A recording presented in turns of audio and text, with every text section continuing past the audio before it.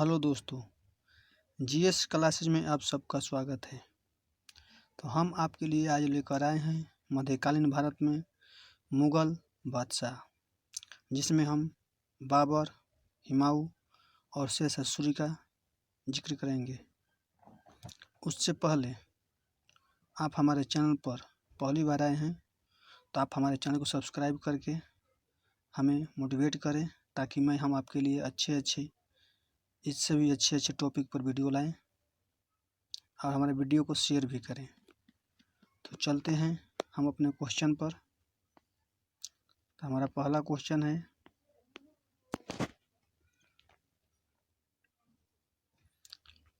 बाबर ने तुझे बाबरी नामक अपने संस्मरण किस भाषा में लिखे थे? हमारा ऑप्शन है मंगोल, फारसी, तुर्की, अरबी।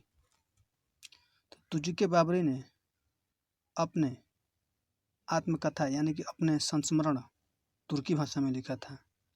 तुर्की भाषा मुगलों की राजकीय भाषा नहीं थी, दरबारी भाषा नहीं थी। केवल तुझे बाबर ने अपनी आत्मकथा तुर्की भाषा में लिखा था। तो हमारा आंसर होगा ऑप्शन नंबर सी, तुर्की भाषा में। चलते हैं अपने अगले क्वेश्चन पर।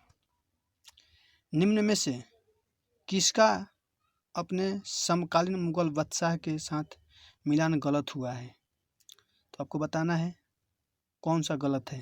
आपके सामने ऑप्शन है राणा संगा बाबर, पृथ्वीराज चौहान अकबर, जुझार सिंह शाहजहां, जसवंत सिंह औरंगजेब। तो राणा संगा बाबर संग 1527 में खानवा के युद्ध में लड़ा था। पृथ्वीराज चौहान मोहम्मद गौरी के साथ 1191 और 1192 में लड़ा था। यही हमारा ऑप्शन होगा, आंसर होगा पृथ्वीराज चौहान। अकबर दिया हुआ है, यहाँ अकबर नहीं, गौरी के साथ लड़ा था। किसके साथ लड़ा था? तो गौरी के साथ। हमारा आंसर होगा option number B, Prithviraj Chauhan. Akbar गलत है, हमारा आंसर होगा पृथ्वीराज चौहान। चलते हैं अगले क्वेश्चन पर। बाबर की मृत्यु कहाँ हुई थी? आपका ऑप्शन है आगरा, काबुल, लाहौर, दिल्ली। तो बाबर की मृत्यु आगरा में हुई थी। ऑप्शन नंबर ए, बाबर की मृत्यु आगरा में हुई थी, जिसे हम आज आराम बाग के नाम से जानते हैं। आराम बाग जगह का नाम है, वहीं पर बाबर की मृत्यु हुई थी। और इसके इच्छा अनुसार बाद में इसे काबुल में दफनाया गया था। तो हमारा क्वेश्चन है कि बाबर की मृत्यु कहाँ हुई थी? तो ऑप्शन नंबर ए, आगरा में मृत्यु हुई थी। चलते हैं अपने अगले क्वेश्चन पर। खानवा के युद्ध में बाबर द्वारा पराजित किया जाने वाला राजपूत राजा कौन था? आपके सामने ऑप्शन है राणा संगा, रुद्रदेव, उदय सिंह, राणा प्रताप सिंह। तो खानवा का युद्ध 1527 में हुआ था। खानवा के युद्ध में ही बाबर ने जिहाद का नारा दिया था। जिहाद का नारा दिया था। जिहाद का मतलब होता है धर्म युद्ध। तो खानवा के युद्ध राणा संगा और बाबर के बीच में लड़ा गया था 1527 ईस्वी में। तो हमारा आंसर होगा ऑप्शन नंबर ए, राणा संगा। चलते हैं अपने अगले क्वेश्चन पर। दिल्ली में मुगल साम्राज्य की नींव निम्नलिखित में से किस लड़ाई के परिणाम स्वरूप पड़ी? आपका ऑप्शन है पानीपत की तीसरी लड़ाई, पानीपत की दूसरी लड़ाई, हल्दी घाटी की लड़ाई, पानीपत की पहली लड़ाई। तो पानीपत की तीसरी लड़ाई अहमद शाह अब्दाली और सदाशिवराव भाव के बीच में लड़ी गई थी। पानीपत की दूसरी लड़ाई अकबर और हेमचंद यानी हेमू के बीच में लड़ी गई थी। हल्दी घाटी राणा प्रताप और अकबर के बीच में लड़ी गई थी। पानीपत की पहली लड़ाई बाबर और इब्राहिम लोदी के बीच में लड़ी गई थी। इब्राहिम लोदी ऐसा शासक था जो युद्ध भूमि में मराया गया था। इससे पहले कोई भी शासक युद्ध भूमि में नहीं मारा गया था। तो आपका क्वेश्चन है कि किस युद्ध के साथ मुगल साम्राज्य की नींव दिल्ली में पड़ी थी? हमारा आंसर होगा ऑप्शन नंबर डी। पानीपत की पहली लड़ाई में बाबर ने दिल्ली विजय किया था। इसमें तुगलमा युद्ध नीति यानी कि ऑटोमन युद्ध नीति की नीति अपनाई थी। चलते हैं अपने अगले क्वेश्चन पर। बाबर ने भारत पर किस वर्ष आक्रमण किया था? आपका ऑप्शन है 1530, 1520, 1526 और 1550। तो बाबर ने भारत में किस वर्ष, तो पानीपत का प्रथम युद्ध ही बाबर का प्रथम आक्रमण था भारत के ऊपर। हमारा 1526 आंसर होगा, ऑप्शन नंबर सी। बाबर ने अपने बाबरनामा में किस हिंदू राजा का उल्लेख किया है? तो बाबर ने अपने बाबरनामा में दो हिंदू राजा का उल्लेख किया है। एक विजयनगर का राजा था और एक मेवाड़ का राजा था। मेवाड़ का राजा राणा संगा था। तो हमारा आंसर होगा ऑप्शन नंबर सी, मेवाड़। वह मुगल सम्राट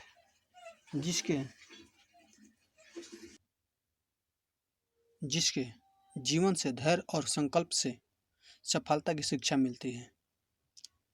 तो हमारा ऑप्शन है जहीरुद्दीन मोहम्मद बाबर, नसरुद्दीन मोहम्मद हुमायूं, जलालुद्दीन मोहम्मद अकबर, अब्दुल मुजफ्फर मुहिउद्दीन औरंगजेब।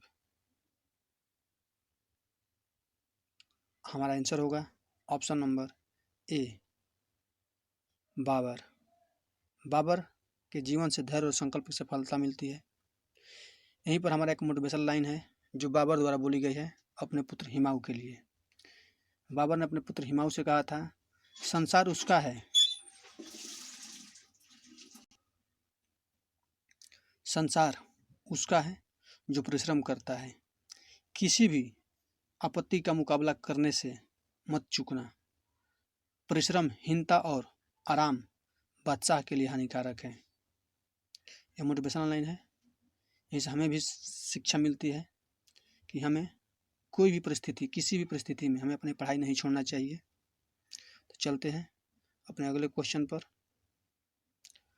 बाबर ने सर्वप्रथम बादशाह की पदवी धारण की थी। हमारा ऑप्शन है फरगना में, काबुल में, दिल्ली में, समरकंद में। तो हमारा आंसर होगा काबुल में।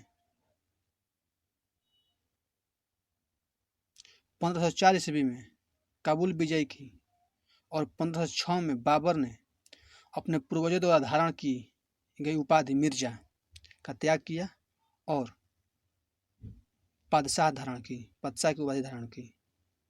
चलते हैं अपने अगले क्वेश्चन पर। निम्न में से कौन सा युग्म सही सुमेलित नहीं है? आपको बताना है कौन सा सुमेलित सही नहीं है। पानीपत का प्रथम युद्ध 1526 सही है। खानवा का युद्ध 1527 सही है। घाघरा का युद्ध 1529 ये भी सही है। चंदेरी का युद्ध ये गलत है, 1530 में बाबर की मृत्यु हुई थी। चंदेरी का युद्ध 1528 में हुआ था, यानी कि ये गलत है। तो हमारा आंसर होगा, कौन सा पूछा है, कौन सा सुमेलित नहीं है, तो ऑप्शन नंबर डी सही सुमेलित नहीं है। निम्नलिखित युद्धों में से किस एक में बाबर ने जिहाद की घोषणा की थी? आपका ऑप्शन है पानीपत का युद्ध, खानवा का युद्ध, चंदेरी का युद्ध, इनमें से कोई नहीं। तो बाबर ने जिहाद का घोषणा किया था। जिहाद का मतलब होता है धर्म युद्ध। तो धर्म युद्ध का नारा दिया था खानवा के युद्ध में। जब बाबर की सेना इधर उधर भागने लगी तब उसने जिहाद का नारा दिया और कहा अपने सैनिकों से कि हमारा युद्ध नहीं, हमारा धर्म युद्ध है। तो हमारा आंसर होगा ऑप्शन नंबर बी, खानवा का युद्ध। राणा सांगा ने निम्नलिखित युद्धों में से किस में बाबर के विरुद्ध लड़ाई की थी?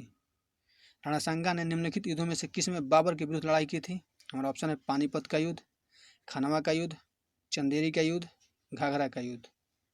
राणा सांगा ने बाबर के विरुद्ध खानवा के युद्ध में लड़ाई लड़ी थी। तो हमारा आंसर होगा बी। पानीपत के युद्ध में बाबर की जीत का मुख्य कारण क्या था? उसकी घुड़सवार सेना, उसकी सैन्य कुशलता, तुलुगमा प्रथा, अफगानों की आभासी फूट। हमारा आंसर होगा ऑप्शन नंबर बी, उसकी सैन्य कुशलता के कारण ही बाबर पानीपत का प्रथम युद्ध जीता था। चलते हैं अपने अगले क्वेश्चन पर। पानीपत के प्रथम युद्ध किसके मध्य हुआ था? हमारा ऑप्शन है बाबर और राणा सांगा, हेमू और मुगल, हिमायू और शेर खान, बाबर और इब्राहिम लोधी। पानीपत का प्रथम युद्ध किसे लड़ा गया था? तो इब्राहिम लोधी और बाबर के बीच। हमारा आंसर होगा option number D, option number D. चलते हैं अपने अगले क्वेश्चन पर। किस मुगल शासक ने भारत में ऑटोमन युद्ध पद्धति को अपनाया? ऑटोमन को ही तुलगमा युद्ध नीति कहते हैं। आपको पता होगा ऑटोमन युद्ध पद्धति यानी तुलगमा युद्ध नीति किसने अपनाया था? हमारा आंसर होगा बाबर। चलते हैं अपने अगले क्वेश्चन पर। इनमें से किसने बाबर को सरे पुल के युद्ध में पराजित किया था? हमारा ऑप्शन है अब्दुल्ला खान उज्बेक, शैबानी खान, उबैदुल्ला खान, जानी बेग। तो हमारा आंसर होगा शैबानी खान, यानी कि option number B. Shaibani Khan 1501 ईस्वी में सरे पुल के युद्ध में शैबानी खान ने अकबर के विरुद्ध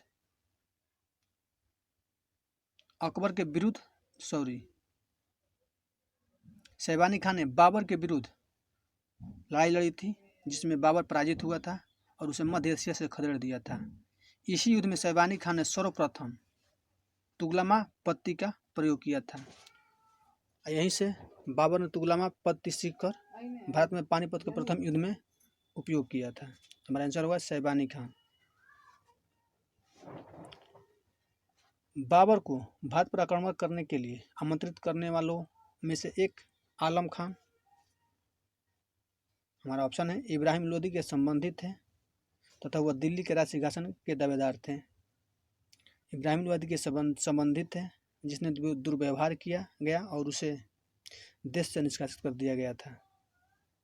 हमारा तीसरा ऑप्शन है दिलावर खान, जिसे इब्राहिम लोदी के हाथ कुर्ब व्यवहार मिला के पिता थे। हमारा चौथा ऑप्शन है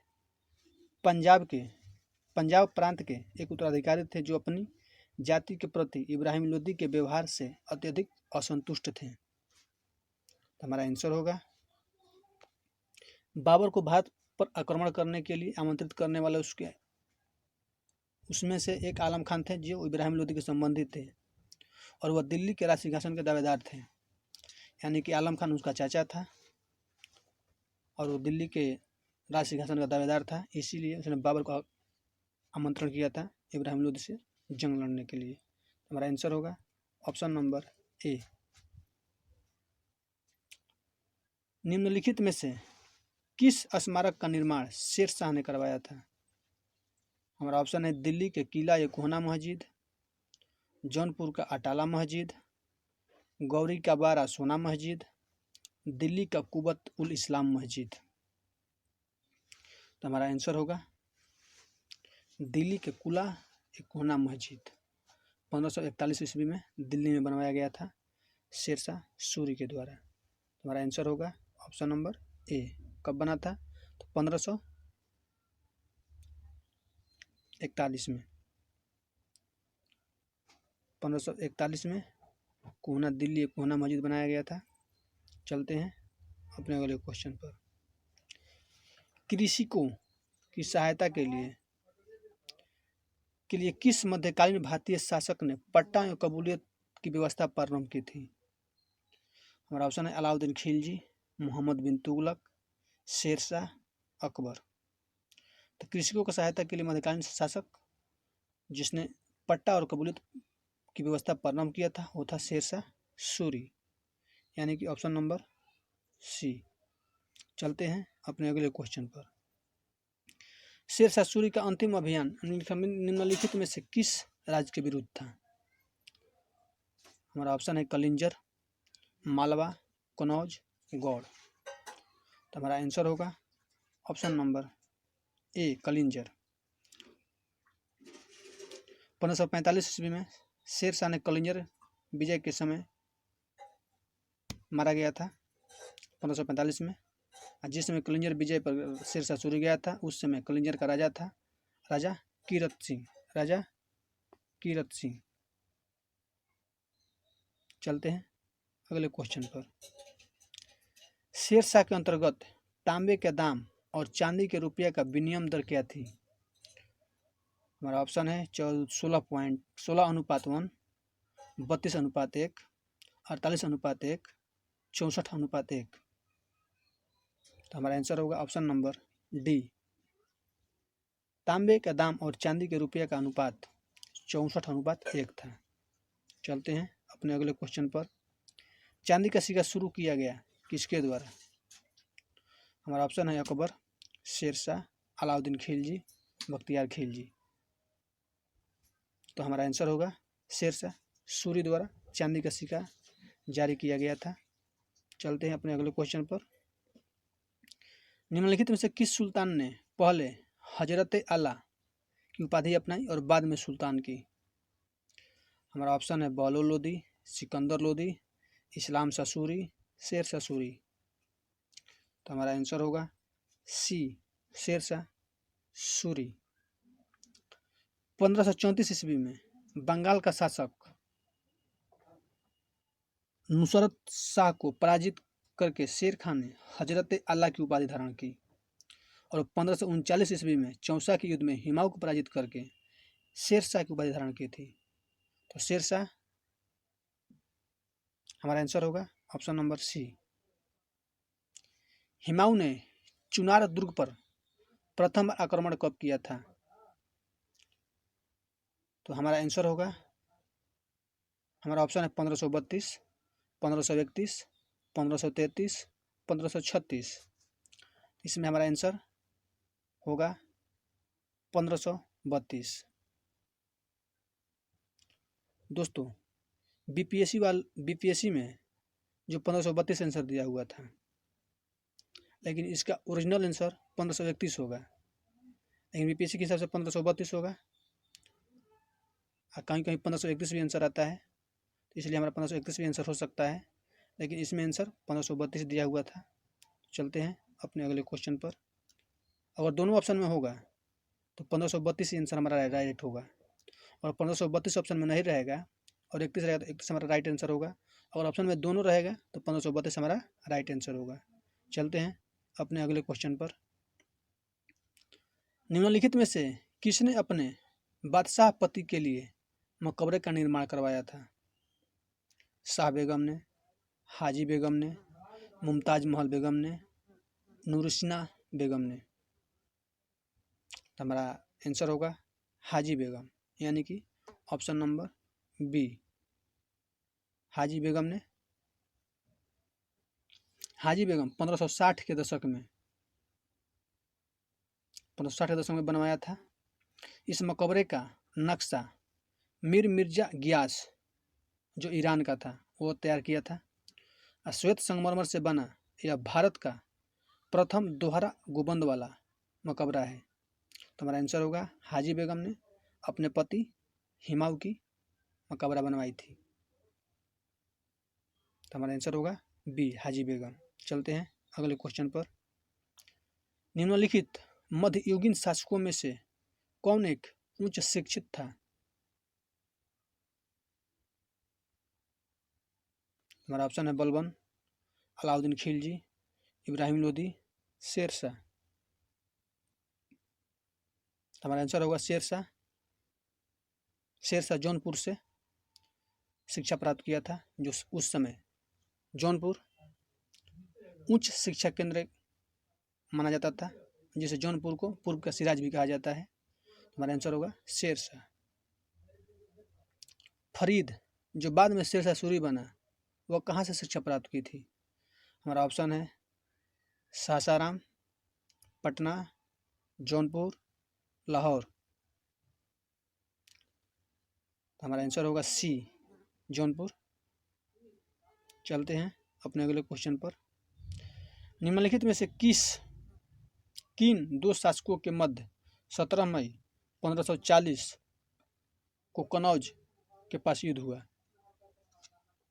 हमारा ऑप्शन है हिमायू और सुल्तान मोहम्मद नुहानी, शेरशाह और हिमायू, शेरशाह और मिर्जा कमरान, मोहम्मद शाह और हिमायू। 17 मई 1540 को कनौज के पास, कनौज या बिलग्राम का युद्ध कहा जाता है, और कनौज या बिलग्राम का युद्ध शेरशाह और हिमायू के बीच में लड़ा गया था, जो 17 मई 1540 को लड़ा गया था। तो हमारा आंसर होगा ऑप्शन नंबर बी। निम्न नामों में से उसे चिन्हित करें जो हिमायू के भाइयों में से किसी का नाम नहीं था। तो हिमायू 4 भाई था, एक कमरान, अस्करी, हिंदल और हिमायू। ये बाबर के 4 पुत्र थे। तो कमरान, अस्करी, हिंदाल और हिमायू। तो ये बाबर का हिमायू का भाई था, ये भी हिमायू का भाई था, और ये भी हिमायू का भाई था, और एक हिमायू। बाबर के 4 पुत्र थे। उस्मान हिमायू का भाई नहीं था, इसलिए हमारा आंसर होगा ऑप्शन नंबर बी। चलते हैं अपने अगले क्वेश्चन पर। हिमायू द्वारा लड़े गए 4 प्रमुख युद्धों को तिथि अनुसार सही क्रम अंकित करें। युद्ध स्थल का नाम नीचे अंकित है। तो हमारा ऑप्शन है चौसा, देवरा, कनौज, सरहिंद। हमारा दूसरा ऑप्शन है देवरा, कनौज, चौसा, सरहिंद। तीसरा ऑप्शन है सरहिंद, देवरा, चौसा, कनौज। चौथा ऑप्शन है देवरा, चौसा, कनौज, सरहिंद। तो देवरा का युद्ध 1532 में लड़ा गया था। देवरा का युद्ध 1532 में, और चौसा का युद्ध 1539 में, कनौज का युद्ध 1540 में, 1540 में, और सरहिंद 1555 में। हमारा आंसर होगा ऑप्शन नंबर डी।